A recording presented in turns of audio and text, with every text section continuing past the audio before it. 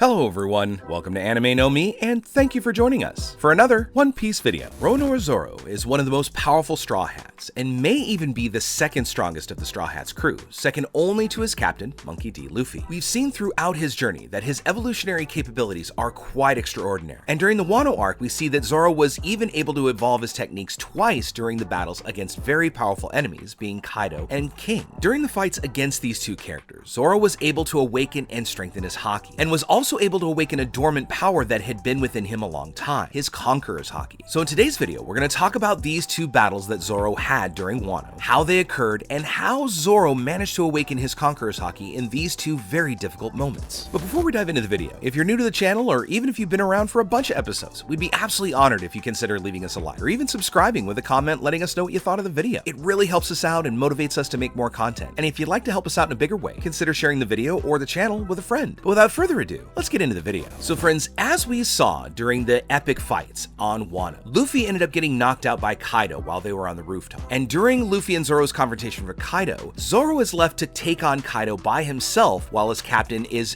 left to regain consciousness. As Kid, Killer, and Law tried to attack Big Mom and separate her from Kaido so they couldn't work together, Zoro decided to attack Kaido alone, putting all his remaining strength into one last attack against Kaido. If this was to be his last attack, he wanted to make sure that he would at least do some damage to Kaido's body. So Zoro then used his Zain-Sora-styled Ashura technique, and it had been the first time in years since we got to see Ashura in our story. Zoro unleashed a powerful strike on Kaido that successfully inflicted a large gash on the Emperor's chest, and successfully reopened the wound that Oden had made on Kaido in the past, something that Kaido found surprising since in 20 years, no one had been able to reopen that wound. Kaido also noticed in shock that Zoro had been able to use Conqueror's Haki in his attack as well, which confused Zoro because he hadn't really known how to use it, and this seemed to be the first time that Zoro was able to use Conqueror's Haki unconsciously. Now this is something kind of incredible because normally when we've seen Conqueror's Haki manifest, it usually emanates as a big aura around them and starts knocking out weak enemies around the person. But Zoro, even though he didn't know how to use Conqueror's Haki, and in fact didn't even know he had it, he was still able to use his sword with his Conqueror's Haki and allowed him to get past the incredible defenses that Kaido has. Now even though he was able to open Kaido's wound, Zoro was still disappointed that he couldn't take Kaido down, because this would have been his final strike and Zoro had no more strength left to continue fighting. But all the more, he still would have liked to take Kaido down with that attack. And although he didn't defeat Kaido, the Emperor is still very impressed with this amazing technique that Zoro had used on him, and even, which is kind of a rare thing, praises him, saying that the cut would leave an even bigger scar, becoming the second person who was able to cut him. Zoro was able to get through this incredible resistance, where Luffy hadn't figured out how to do it yet. And if you think about it, while Zoro was doing this attack, he had technically surpassed Luffy's level, and even his haki had briefly surpassed Luffy and even Kaido's because he was able to land that attack. But even wounded, Kaido didn't let it shake him. The Yonko took his Kanabo and attacked Zoro, and managed to defeat him using a technique called Raimei Hakake, or Thunderclap 8 trigrams. But when he fell to the ground, Luffy thankfully got up and started fighting equally with Kaido, while asking Zoro and Law to go take a rest. Despite receiving a direct order from his captain, Zoro refused to rest, and while helping his allies defeat enemies, and while fighting Kaido's pirates, King appeared in the fight. Once he saw King, Zoro decided to fight him, as he proved to be a very powerful pirate and worthy of giving him an incredible fight. Something that ended up being really, in this fight between Zoro and King, one of the best confrontations and battles of the Wano arc. However, during Zoro's long battle with King, his sword was no longer obeying him because Zoro was so exhausted, and Enma was using up all of his haki. Seeing how this could end up being a really big disadvantage, Zoro demands that Enma stop consuming so much of his energy. Now King, not caring what really was happening to Zoro, he moves in and goes to strike Zoro, confusing Zoro about what King was trying to do.